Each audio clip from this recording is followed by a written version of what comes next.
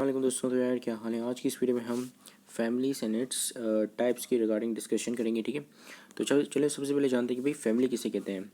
So according to Burgess and Locke, family is a group of person that are united by marriage, blood और adoption that makes a simple household interaction and intercommunication with one another with their respective social roles as husband, wife, father, mother, son, daughter, brother, sister, uncle, aunt and grandparents, creating a common culture। ठीक है, तो देखो family, हर उस group को हम family कहते हैं जो कि यूनाइटेड हो मैरिज की वजह से, ब्लड की वजह से या अडॉप्शन की वजह से। ठीक है, यूनाइटेड होना यानी कि एक साथ रह रहा हो या आपस में जो उनकी जो कनेक्शन हो एक तरीके से, और वो कनेक्शन किसकी बेसिस पे हो, मैरिज की, ब्लड की या एडॉप्शन की। ठीक है, सो उनके दरमियान जो है वो एक मतलब एक ही रूफ़ के अंदर रहते हो और वो एक ही हाउस होल्ड के जो है मेंबर्स हों और उनमें उनमें मुख्तलिफ रोल्स हों। ठीक है,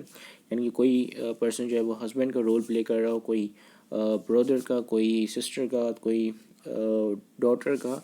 तो इन तमाम चीज़ को अगर हम एक एक्यूमुलेट कर लें तो इसको हम फैमिली कहेंगे। ठीक है, तो ये एक्चुअली फैमिली होती है।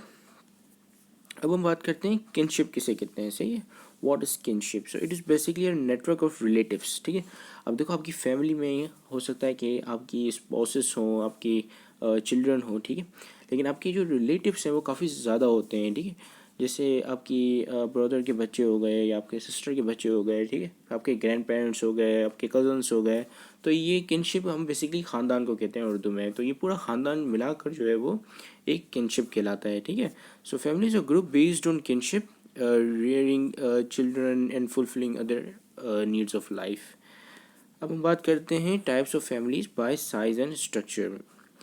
सो सबसे पहले ही हमारी जो फैमिली की टाइप है वो है न्यूक्लियर फैमिली। ठीक है, so it is also known as simple family where there is one husband one wife living together with their unmarried children separately. ठीक है, न्यूक्लियर फैमिली वो फैमिली होती है जहाँ पे एक एक हस्बैंड होता है, एक वाइफ होती है और उसके चिल्ड्रन सेपरेटली रह रहे होते हैं। ठीक है, वहाँ मतलब वो ना ही अपने ग्रैंड पेरेंट्स के साथ होते हैं, ना ही वो अपने सिबलिंग्स वगैरह के साथ होते हैं। ठीक है, मतलब अंकल आंट वगैरह के साथ नहीं, बल्कि सिर्फ जो एक हस्बैंड, एक वाइफ और उनके जितने भी चिल्ड्रंस हैं वो एक घर में रह रहे होते हैं। तो इस फैमिली को हम कहेंगे न्यूक्लियर फैमिली। ठीक है, फिर आती है जॉइंट फैमिली। अब जॉइंट फैमिली यानी कि आपकी जितने भी तमाम रिलेटिव्स हैं वो सब जो है वो एक घर में रहें। ठीक है, एक हाउस होल्ड में रहें, तो उसको हम कहेंगे जॉइंट फैमिली, जिसमें आपके तमाम ब्रदर्स आ सकते हैं, सिस्टर्स आ सकते हैं, आपके ग्रैंड पेरेंट्स, आपके कज़न्स। ठीक है, हो सकता है कि आप अपने कज़न्स के साथ रहो। ठीक है, या आपके ब्रदर्स के साथ रहो। ठीक है, तो ये तमाम अगर इस तरह की कोई फैमिली है जहाँ पे एक ही घर के अंदर कज़न्स भी रह रहे हैं, एक ही घर के अंदर जो है ग्रैंड पेरेंट्स भी हैं, एक ही घर के अंदर ब्रदर्स हैं, उसके बच्चे हैं, उसके स्पाउसेस भी हैं, तो ये इस पूरी फैमिली को हम कहेंगे जॉइंट फैमिली। ठीक है, so it is the family where there all the relative where all the relatives sorry where all the relative live together like brothers, sisters with their spouses and with their married or unmarried children, parents and grand parents and very large number of Keynes relations. ठीक है, तो यानी ये पूरा ख़ानदान जब एक घर में रह रहा हो तो उसको हम कहेंगे जॉइंट फैमिली। ठीक है, पूरा ख़ानदान या आधा ख़ानदान। ठीक है, तो ये है जॉइंट फैमिली। तो हमारे पास नेक्स्ट है extended family। now what is extended family? where two or more children, siblings, जो कि siblings हैं आपस में, live together with their parents after marriage and there are two types of extended family। ठीक है, यानी कि अब ये एक्सटेंडेड फैमिली वो फैमिली होती है जहाँ पे जो चिल्ड्रन है वो शादी करने के बाद अपने पेरेंट्स के साथ रहते हैं। ठीक है, या अपने पेरेंट्स वो जो जब शादी कर लेते हैं तो पेरेंट्स जो उनके साथ मूव इन हो जाते हैं या फिर वो लोग जो है अपने पेरेंट्स के साथ ही उसी घर में ही रहते हैं, तो इसको हम कहेंगे एक्सटेंडेड फैमिली के चिल्ड्रन जो है अपने पेरेंट्स के साथ ही रह रहे हैं। ठीक है, अब ये चिल्ड्रंस हो सकता है कि दो चिल्ड्रन अपने पेरेंट्स के साथ रह रहे हो, तीन हो, चार। ठीक है, कितने भी ये नंबर्स ऑफ चिल्ड्रन हो सकते हैं। ठीक है, और वो अपने स्पाउसेस के साथ जो है वो अपने पेरेंट्स के साथ रह रहे हैं। ठीक है, अब इसमें भी एक्सटेंडेड फैमिली की भी दो टाइप्स होती हैं।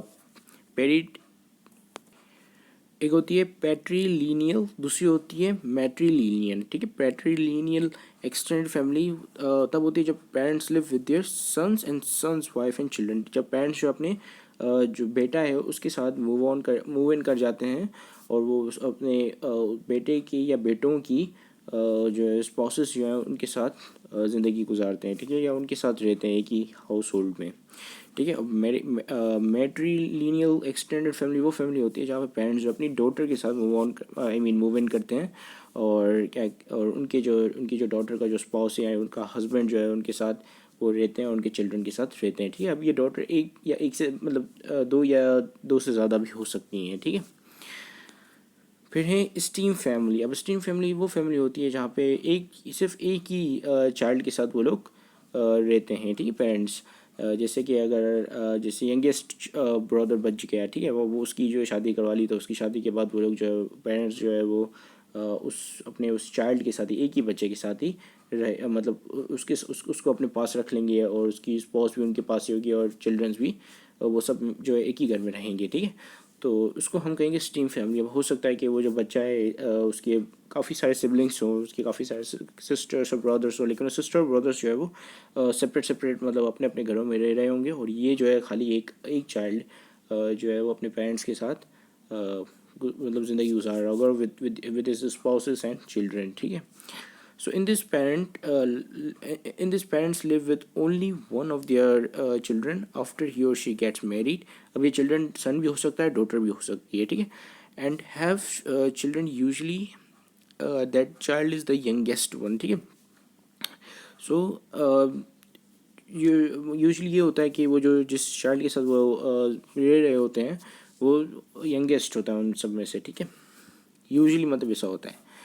फिर आपके पास है types of family bye marriage.